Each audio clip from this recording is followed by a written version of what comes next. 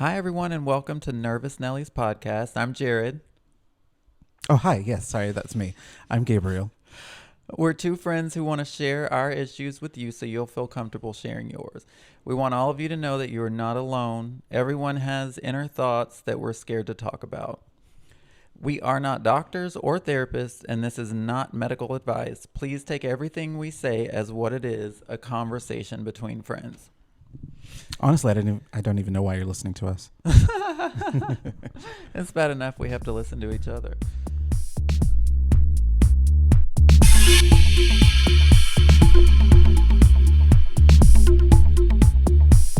You get peace and contentment and joy. The powers come from the gods.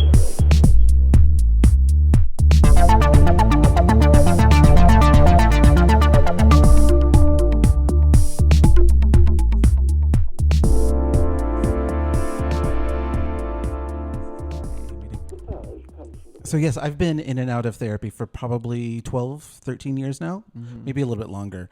I've seen my fair share of therapists, which I do want to talk about that at some point because that is a process. It's very similar to dating. Sometimes it works, sometimes it doesn't, and you need to move on. I've also been on a variety of antidepressants that have honestly been a lifesaver, better living through chemistry and all that. And I've done my fair share of watching videos and reading books and listening to audiobooks and podcasts. So, no, I'm not at all a medical professional, but I do have some experience as a patient and some stories that I've gathered throughout the years that I'm happy to share with other people. I want to do my part in making mental health and talking about mental health an ongoing, easier practice. How about you? Okay, so yes, I have been in therapy on and off as well. Like Gabriel said, you have to find somebody that you vibe with. The last therapist that I had, after a few months, I just felt like we did not vibe. And so I stopped. I haven't been back, but I'm not opposed to it in any way. I just haven't started again. But I am optimally medicated and have been for a long time. I started taking antidepressants when I was 19. My dad has severe clinical depression, and the doctor told me that it is hereditary, and the sooner you treat it, the less it'll evolve into something worse. So even though I felt good as far as depressed for a long time, I take it, and I will take it every day because I don't ever want to fall into that. I've lived with it and seen it. So you started taking antidepressants when you were 19. Yeah. What was your initial thought when a doctor told you that it's best that you get on this medication? I think I thought that I was fine with that was completely normal because I had grown up with somebody that has severe clinical depression and just saw how that worked and how it affects the people around that person. And so I was fine with that. I was ready. I was in a slump. Like I had been good in high school and, top of the class and had fun. And then in college, I was not ready to go to college. I stopped. I did not go to class. It's a big leap. It's a huge leap in your personal evolution. But I mean, you were happy to take the medication? Yeah, I was happy to take the medication. I'm the opposite. You weren't happy to take it? No. In fact, the way I grew up was you only take medication if it's like severe, if it's dire, right? And so we grew up not taking meds. So even for headaches, stomach aches, anything like that, we were really hesitant in taking any kind of medication, right? We wanted to give our body the best chance on fighting off whatever it was on its own, which is ridiculous thinking, but it has stuck with me for a very long time. I still have it. So it took me months to finally agree to take the medication. So I was prescribed it, I went and picked it up, and then I just held on to it. And then nightly I would have like little debates with myself. Should I take it? Should I not take it? Should I take it? Weighing the pros and cons and on and on and on. And finally I started it and haven't really looked back. But I still do that. I still do that with every new medication that I get, whether it's for depression or anxiety, or if it's for cholesterol or high blood pressure. I still have like this thing in me that's like, do I really need to take this? Should I give my body a chance to sort itself out? And really what it comes down to is, if my body could sort itself out, it would have by now. Yeah, you're old. Yeah, It would have fixed itself by now. Yeah. So it's probably best to just take the goddamn pills. But I resist so hard. And I that's just like it's either a family thing, a Mexican thing, or a Catholic thing. I don't know. I mean, I think that makes sense because my family, if you stubbed your toe, takes some ibuprofen. Oh. So it was easier for me. Like, there was no stigma to medication. And I'm guessing if there was a stigma on headache medication, then anything in your family for mental health was just unheard of. Yeah. I mean, I come from a family that's very much a, why don't you pray on it kind of mentality. And you know what? I'm not knocking their religious beliefs. If that works for them, then great. That works for them. It does not work for me. Yeah. I need something a little bit more immediate. Something, I need some words of advice from a professional. Yes, absolutely. So I think I'm the only one in my family that has ever gone to therapy. I've met your family.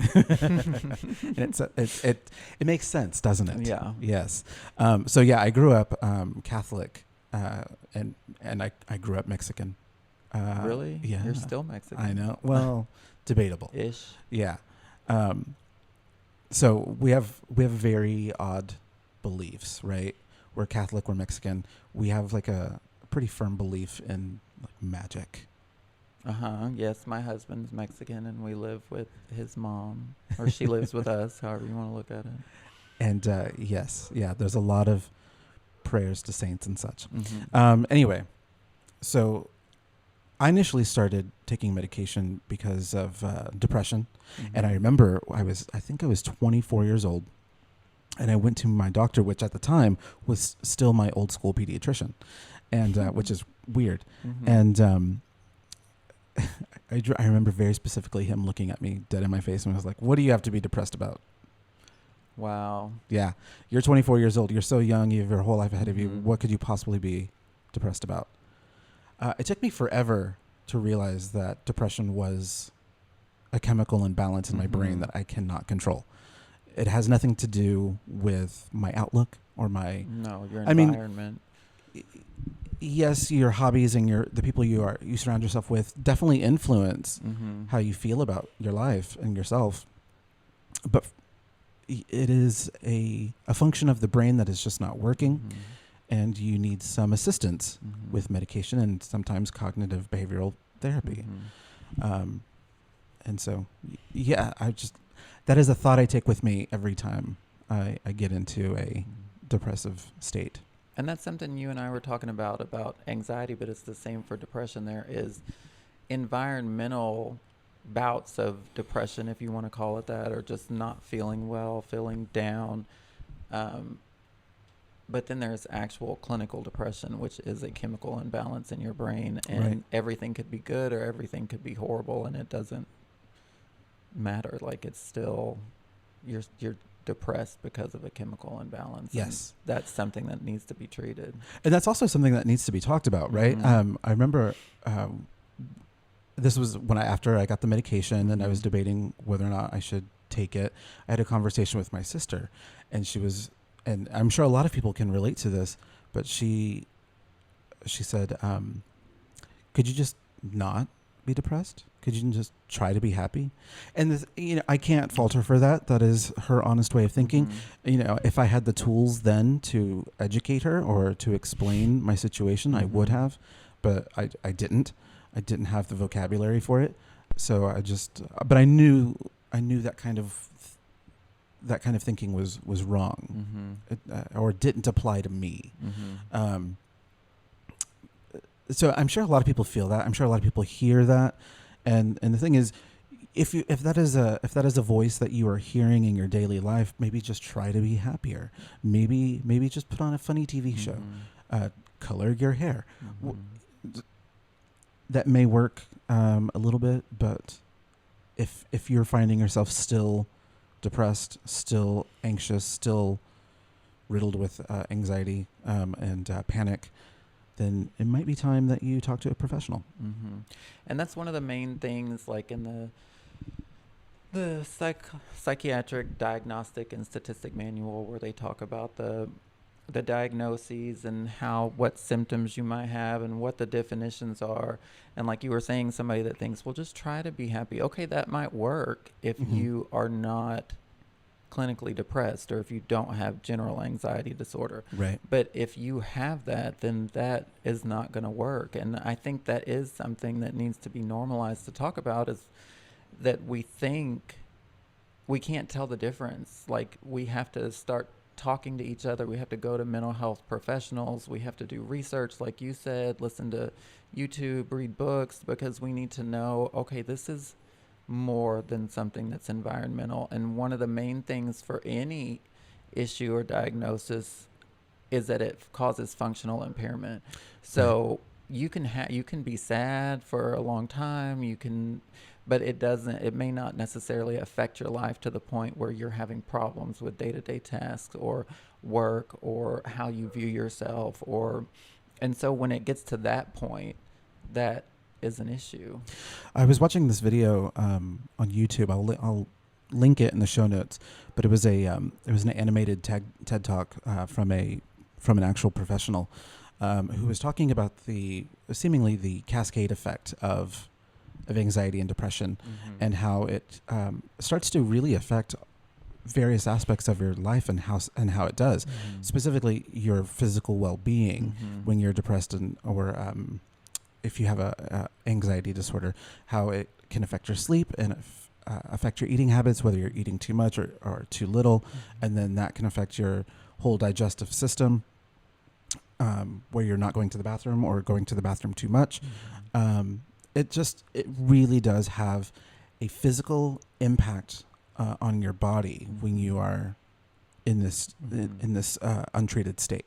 And so it's really important to talk about it with your doctor. It's really important to have a conversation with your partner or your friends, so you can get the ball rolling, get the idea out there that you may need some assistance, and that there's nothing wrong with that. No, not at all. Yeah. If you had diabetes, if you had gout, if you had an ingrown toenail, whatever, you would see a doctor. Exactly.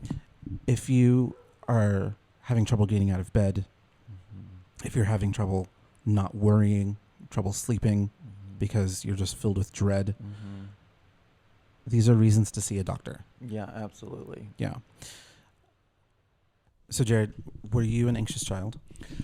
I was an extremely anxious child. Every Sunday night before school, I would stay up. I could not sleep. My mom would come in and rub my legs. She would sing to me. She'd have to fall asleep in the bed with me. And the funny thing was, when I was that age, I was happy. I enjoyed school. Like, everybody was friends. Puberty hadn't hit yet to tell certain people apart, where people start being mean to one another. But I just had anxiety. I was overcome with it. I was worried about, I guess, just what was going to happen, the same way I am now when I go to work, and I always feel like the other shoe's going to drop. What do you mean? I mean, I always... Are you anticipating something bad? Yeah, always anticipating something bad, especially at a job or school or something like that. Yeah, I always hear that voice in my head of the last customer that got mad at me and was rude, or I'm always anticipating the worst case scenario. And it affects me a lot, that anxiety. And I look at other people that don't have it, and it seems so much easier for them. Something can take me hours or days because I'm too scared or too anxious to approach it. I might have one email, and I'll just put it on the back burner because it makes me nervous, because I feel like something bad might come out of it. And then, my coworker, she just goes through them one at a time, and she has no problem with it. But the anxiety holds me back. How do you feel? Well, I was an anxious child, but my anxiety manifested in different ways. I don't know. I was a kid that was obsessed with like death and fight scenes. and like any kind of television or movie scene where somebody was incapacitated in some way, I was just fascinated by, and I would think about it every night, and I would like play dead. I would I would throw myself off the couch and see how well I could land and look like I was knocked out. And I don't know why I ever did that. I remember when I first learned about death, I just like cried. I cried for hours. And I remember my mom getting very irritated with me for crying. She was, Knots Landing was on, and you don't talk during Knots Landing. And there I was, a small child, crying because I just learned about death. And there was an important slap fight happening on television. Yes. And so now, so for the longest time when I was a kid, I would focus on that, even on like during school hours on the playground. And it is no surprise at all that the other kids thought I was weird. And I would just grow up to be a weird adult. But now, how does anxiety affect you as an adult? Is it the same thing? I mean, it's the same thing. It just causes worry, rumination. I feel like there's a lot of times a constant adrenaline rush in my body, and all these things are not good. Just like you were talking about, this stuff affects you physically, socially, psychiatrically, and especially the physical symptoms. Like it causes stomach problems. Like my boss knows sometimes if I've been really worried with work or something at home, then I might be late the next day because my stomach hurts. Like my stomach, it's turning over, and I'm not feeling well enough to leave the house because I'm worried something will happen. And so there are definite physiological side effects of it. Yeah, as soon as I get anxious, my digestive system is the first thing to go. Me too. I start getting the tummy troubles, right? Like feeling like I might barf, or I need to belch, or something much worse. And then it starts to travel to my lungs, right? Shortness of breath, or rapid breathing. Yeah. And really what that is, I believe it's the fight or flight response. Yeah. Yeah, the adrenaline, the epinephrine. And that really does take a toll on you. I mean, when you're in a constant state of hyperarousal, when you're in that, your heart is pumping, you're sweating, you're breathing hard, and you're just like ready to throw fists. I mean, if you're in a state like that for longer than 30 minutes, man, you are just so exhausted by the end of it. You are so completely drained. The amount of energy you have just expended on feeling this way. For me, I get hungry afterwards. Like I need food. Yeah. After I go through an anxiety attack, I need food almost immediately because I feel so drained. Yeah, I mean, your body is using all of its resources. Evolutionarily, I mean, that response is supposed to be if you're getting chased by a tiger. Right. Not that you're worried that a client is going to say something hateful or that... Well, let's talk about the fight or flight response. Okay. Now, the way that I learned it from one of my therapists previously was that there's actually 2 additional Fs. There's fight, there's flight, there's freeze, and then there's also faint. But fight or flight are the 2 most well known. Can you explain those? Yeah, I mean, when you have a stressor, then your body releases hormones, adrenaline, epinephrine, norepinephrine, and they stimulate your body to move faster. Your heart beats faster. It gets blood to your muscles, carrying oxygen so that you can run, so that you can fight, so that you can get yourself out of that situation. Right. And when you have something... Get yourself to safety. Yeah. When you have anxiety, generalized anxiety disorder, you spend a lot of time in that situation. And so your heart is beating faster. I mean, that causes heart problems. It can cause like early, heart attacks, stuff like that. Yeah. All the adrenaline that is going to your cells, all the extra, nutrients and stuff. It just wipes your body Out. out. Yeah, I had one therapist explain to me that the reason that my stomach is the first thing to go is because it's my body's way of eliminating additional weight, right? So you can run. So you can run faster. Yeah. And then freeze, right? So if let's say a tiger is approaching, and then the two common responses are to flee, right? Run away, get to safety, or to fight, right? You take your power stance, you curl up your fists, poke it in the eye. Yep. Yeah.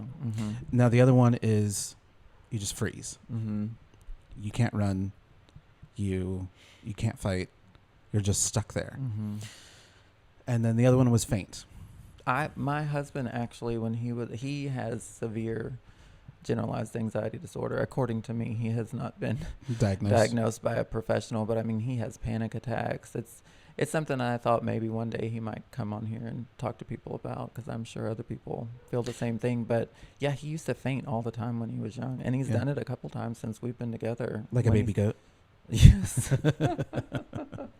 Yeah, I mean, but it's because of what you're talking about. It's that fight or flight, and his body is just so drained. And a lot of times, the point when he faints isn't at the height of the anxiety attack. It's after it's been over for a little while. Interesting. Yeah, because then your body is so depleted. It's so depleted. Yeah. Have you passed out from anxiety or panic? I don't know. I mean, I've passed out a couple of times, and I think it was due to stress, but then I think I was younger and I wasn't eating well. Okay. So, I mean, it just, along with that, sure. Yes, but I can't say that I've passed out just due to stress or anxiety. Have you? Yeah. You have? Yeah. In fact, I had never had a panic attack or anxiety attack until I was about 24, 25. And then I had one in the shower. And I didn't know what was up. I didn't know what was going on. And up until then, I thought that I just had depression, right? I didn't know about the other things I could possibly have. And then that's when I started to seek out professional help. It's terrifying. You feel like your brain thinks you're going to die. Yes. Especially when you've never experienced it before. Yeah. Now, we have been interchangeably using panic attack and anxiety attack, and they're not exactly the same thing.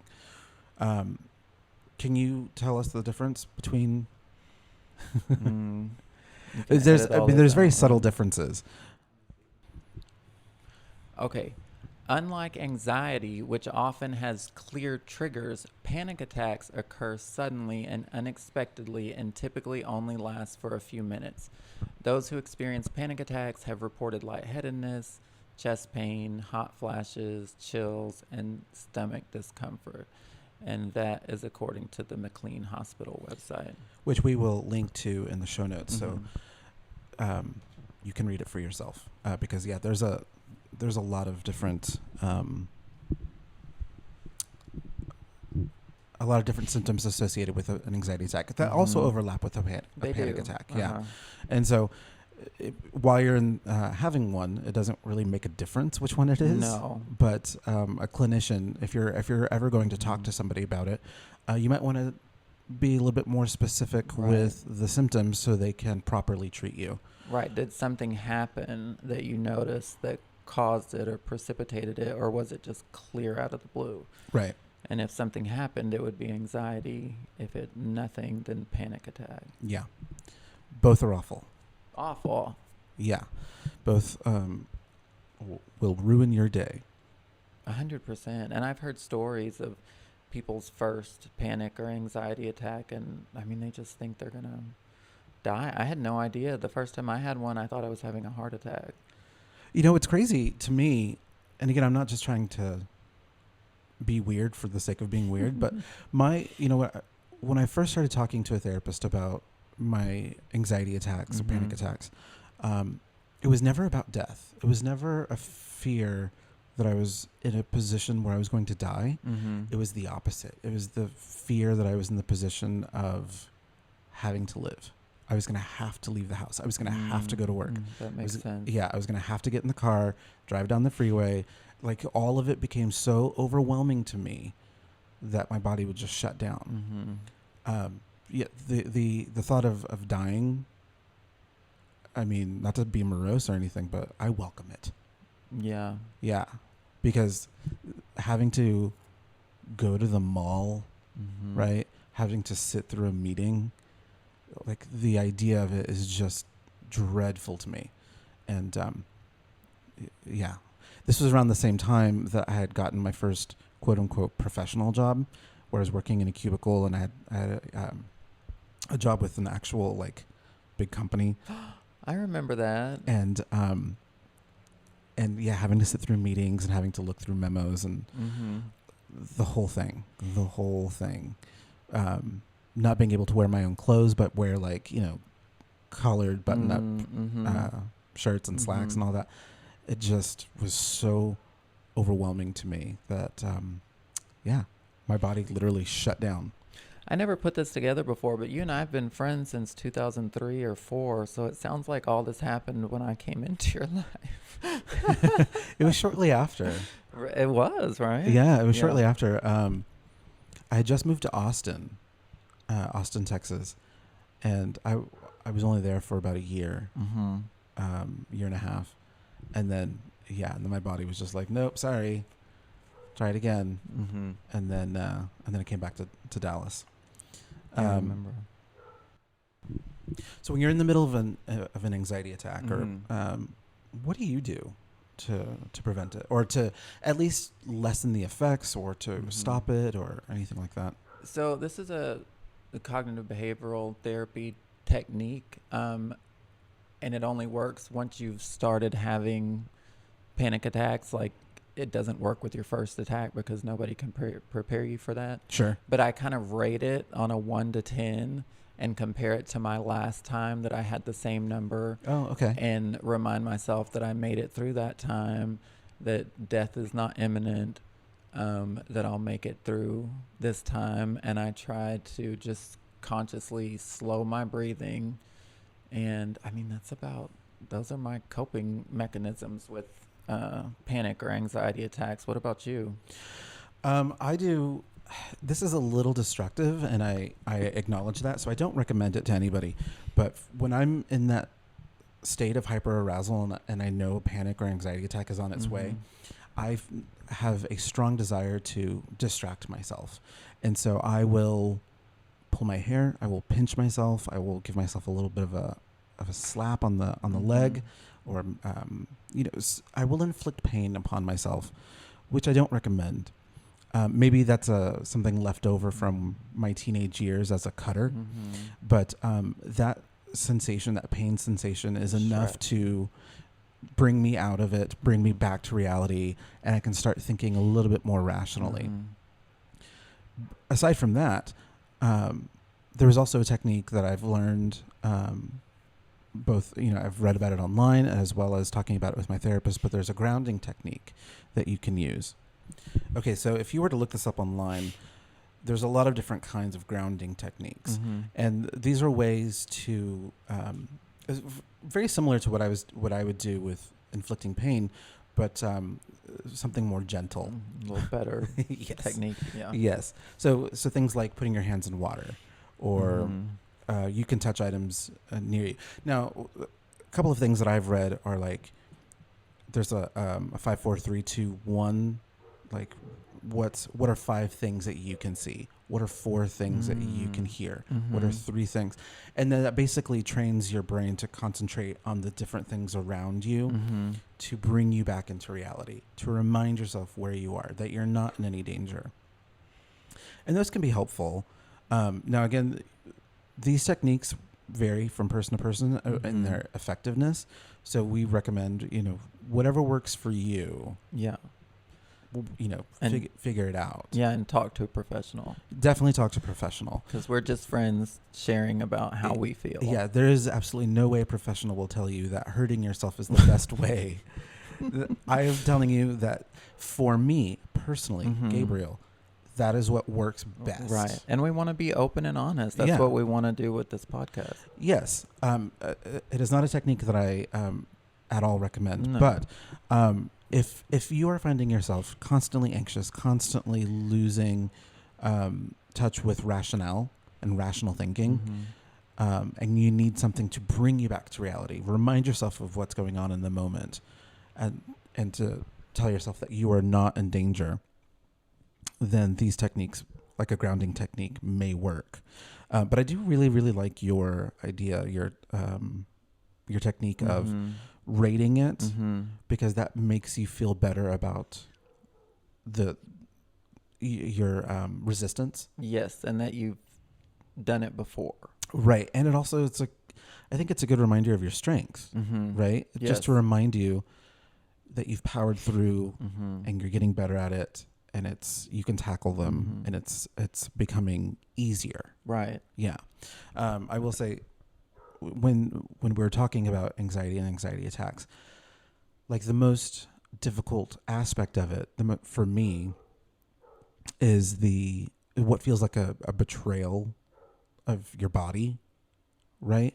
Oh, yeah, because you have no control over what's going on. Yeah, Yeah. even if you think that you are of sound mind and you are acknowledging that you are not in any danger, you are just sitting on a couch, Mm-hmm. or you're just in a bed and you're feeling this way, Mm-hmm.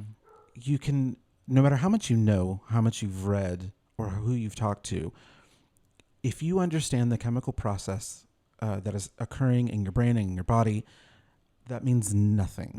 Mm-mm. Your body is still going to go through Mm-hmm. it. And that is so frustrating. That is such an aggravating, disappointing feeling that I have. Mm-hmm. And you just I start to spiral, and I start to hate my body. Well, I mean, I think that's normal. Obviously, it's something to talk to a professional about and try to work through. But Sure. your body is betraying. I mean, your body is acting like there's a man with a gun chasing you. Yeah. And you can look around and see that that's not true, know that that's not true, but that's what makes it a clinical issue, a diagnosis, is that your body is acting this way regardless of the stimuli around you. Well, to kind of lessen the effects of anxiety, or if you are aware that you're going to be putting yourself into a position of high anxiety or hyperarousal, what do you do? Do you have any kind of practices that you do for self-care? Hot baths, a big sandwich. So I do love hot baths and hot showers, and I feel like anxiety goes away when my muscles relax a little bit. It's just such a good feeling, especially if you've had a really anxious day, so you can just really feel the difference when your body starts to loosen up. Yeah. And I mean, another thing, honestly, and I'm prescribed this, I will take a Xanax sometimes. For me, I really only take them at night, because I can't work very well. I Sure. take a low dosage, like Yeah. the lowest dosage. But I mean, if I'm having an active panic attack, I will take a Xanax as well. I mean, that's what it's for. But Sure.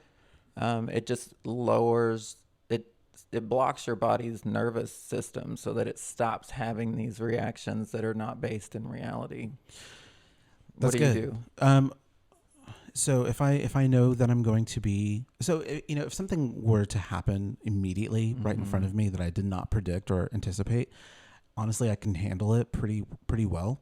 But if I know that something is coming in a few days, something as simple as a haircut,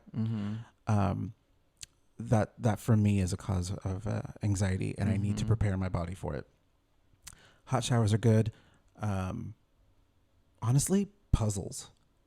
I need that distraction. Yeah, I really need to work that brain, or else it's going to wander and lead me to worry.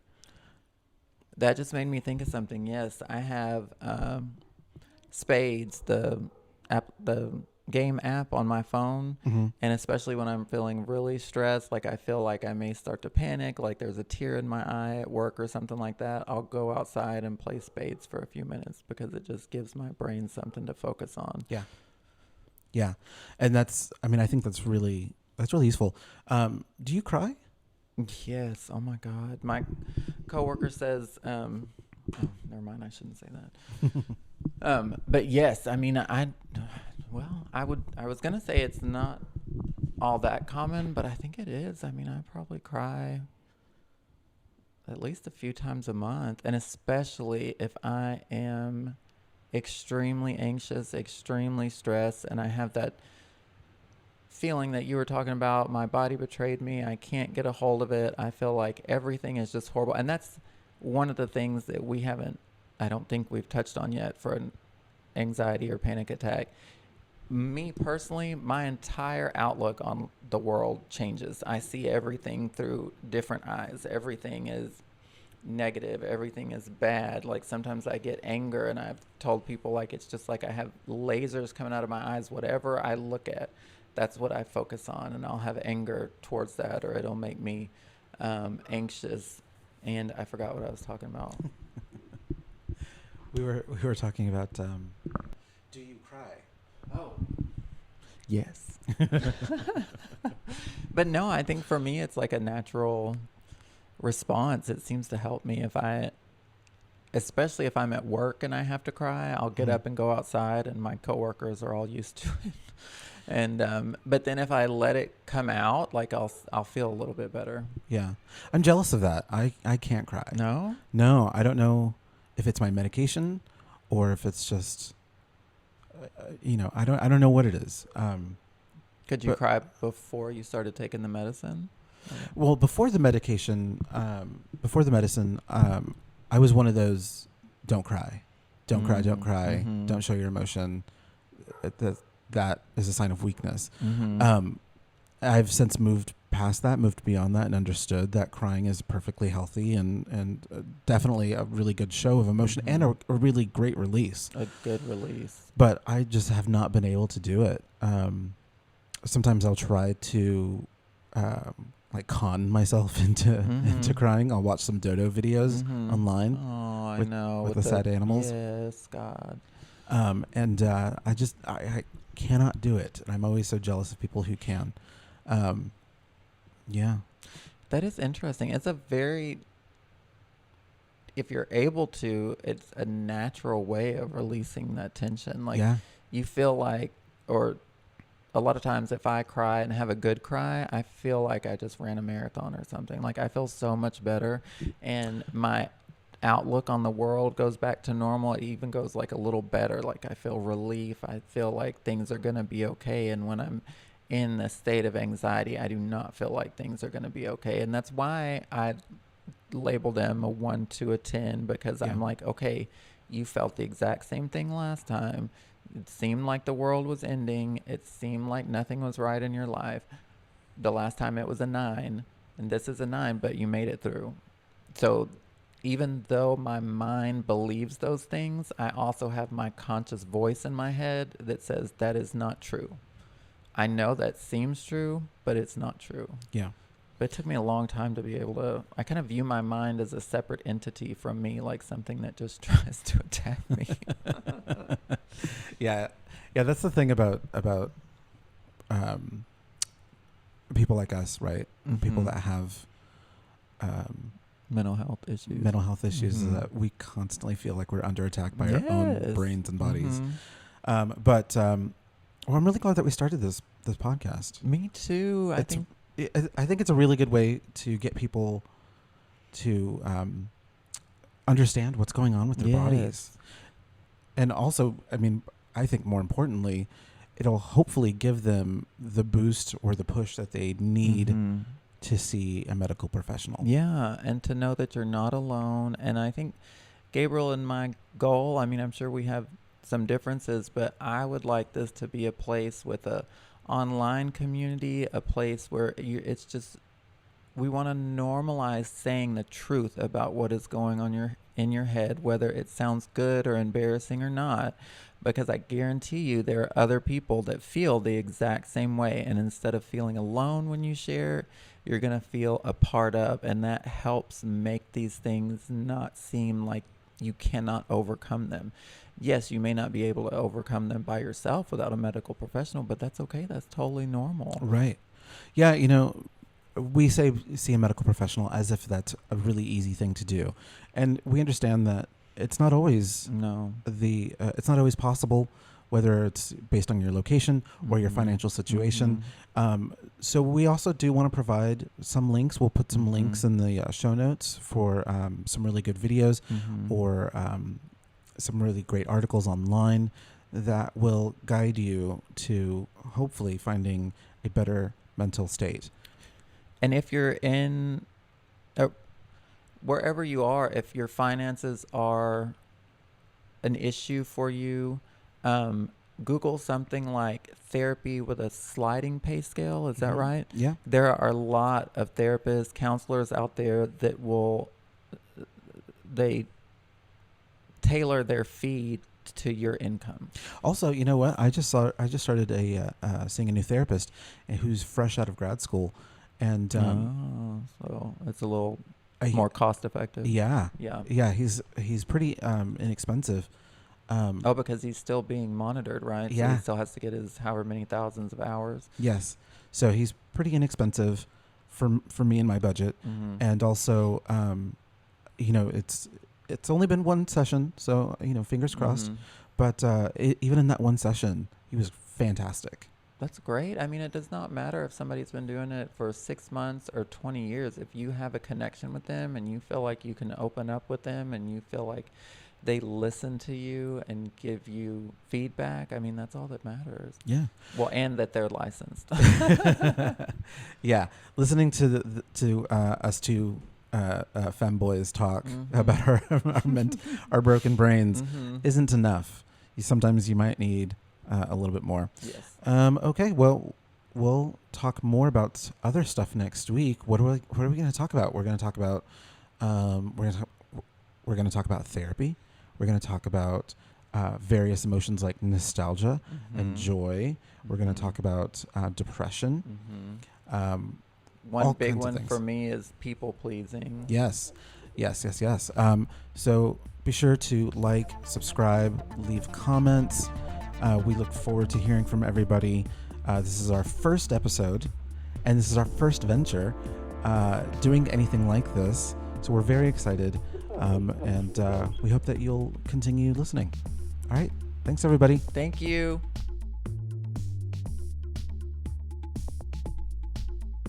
If you'd like to keep the conversation going, you can email us at thenervousnellies@gmail.com. Nellies is Nellies.